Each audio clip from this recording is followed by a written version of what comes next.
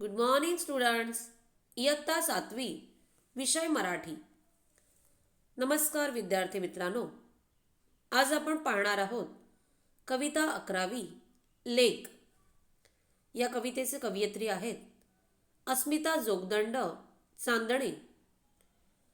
अस्मिता जोगदंड यांची अस्मिता, स्वाक्षरी, वेदनांचे भार, वलय, भूमी, माय मातीचं लिंपण, काट्यातून उडती पंख हे कविता संग्रह प्रसिद्ध आहेत.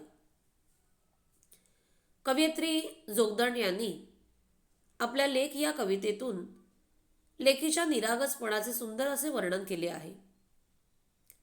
लेकीची विविध रूपे सांगताना तिच्या अस्तित्वाने सगळे घर कसे हसरे, प्रसन्न व बोलके होत असते ते या कवितेत सांगितले आहे.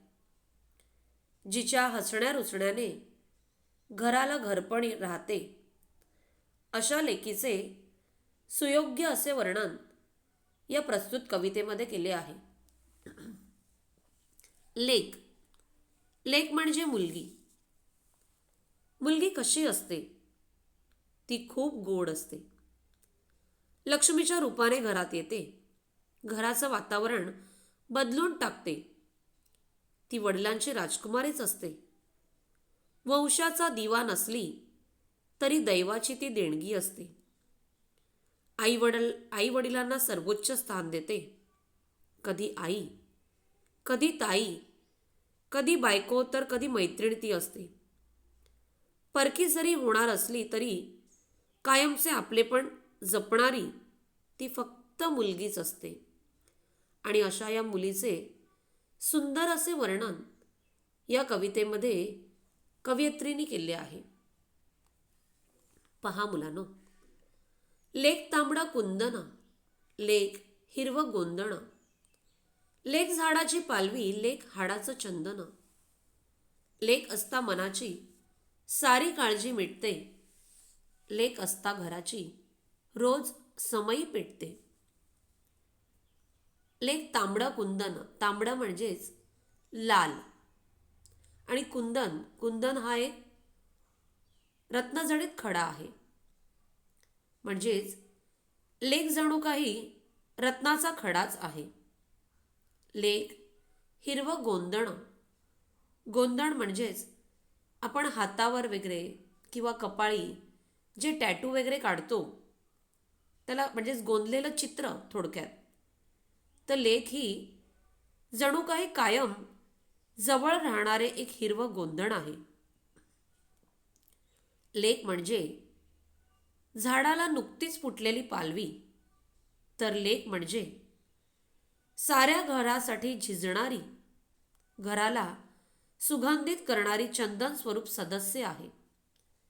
म्हणजेच आपण पाहतो की चंदन हे कसे झिजत राहते आणि इतरांना सुगंध देते, त्याचप्रमाणे ही लेक म्हणजेच मुलगी सुद्धा आपल्या घराला आनंद देत राहते. लेक असता मनाची सारी काळजी मिटते. लेक आपल्या मनात सतत नांदत राहते आणि तिच्या असण्याने, तिच्या अस्तित्वाने सगळी चिंता, सगळी काळजी दूर होते. लेक घरात असली की रोज समई घरात तेवत असल्याचा भास होतो आणि तिच्या घरात असण्याने घर कसे प्रकाशमान होते. लेक नसता घरात आस लागते उरास, वेळ जागीच थांबते आणि मनही उदास. अशी चिमणी बोलकी साऱ्या घरात हसते, थोडे रागावले तर मग रुसून बसते. लेक घरात नसली की आपल्या उरास, उरास म्हणजे आपल्या हृदयास तिची ओढ लागते. आस म्हणजेच ओढ. वेळ जागीच थांबल्याचा भास होतो आणि मन सुद्धा उदास होऊन जाते. अशी सतत चिमणीसारखी चिवचिव चिवचिव करणारी चिमणी ही बोलकी लेक सगळ्या घराला फक्त हास्य देत असते, हास्य पसरवत राहते. पण मात्र तिच्यावर थोडे रागावले की ती लगेच रुसून बसते. सारे जगही रुसले तरी पर्वा करू नये, पण आपली पाकळी कधी कधी रुसू नये.